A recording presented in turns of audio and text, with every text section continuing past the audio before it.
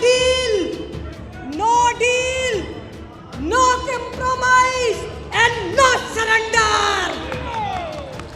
इन जर्नलों ने पाकिस्तान की तारीख से कोई सबक नहीं सीखा। आज फिर उन्होंने पाकिस्तान के अवाम का मैंडेट चोरी किया है।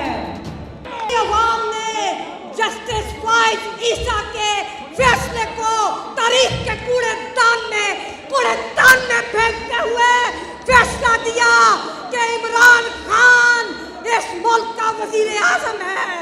चीज का जिक्र करूंगी, वो मेरी मुलाकात है चेयरमैन पीटीआई जनाब इमरान खान साहब से, जब मैंने सॉलिडेरिटी करते हुए गैर जमहूरी कुव्वतों के खिलाफ मैंने इमरान खान साहब के साथ जब मुलाकात की तो मुझे एक ही तासुर मिला।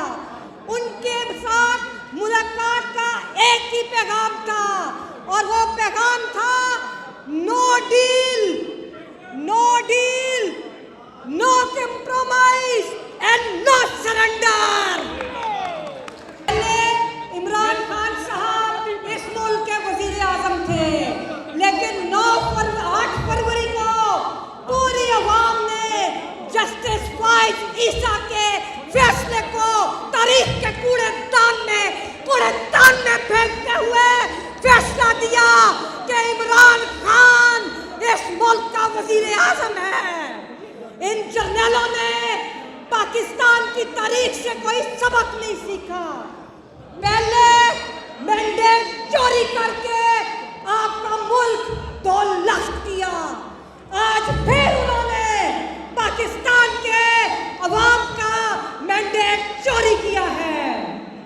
मैं इस वक्त जो मुल्क के अंदर इंसानी हकूक की सूरत हाल है, जो जस्टिस फाइज ईसा की कोर्ट है, मुझे उस पर बड़ा अफसोस है और मैं सलाम पेश करती हूँ इस्लामाबाद हाई कोर्ट के जजेस को, मैं सलाम पेश करती हूँ जस्टिस बाबर सतार को, मैं सलाम पेश करती हूँ जस्टिस अतर मिनल्ला को कि जो अवाम के हकूक के लिए खड़े हुए हैं।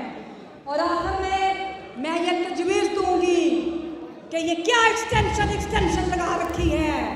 अगर किसी ने जस्टिस फाइज ईसा या जनरल मुनीर के एक्सटेंशन की बात की तो फिर सारे पाकिस्तान की जमहूरी कुव्वतें वुकला और पीटीआई के साथी हम इस्लामाबाद की तरफ जमहूरियत मार्च करेंगे, पुरअमन मार्च करेंगे और तब तक नहीं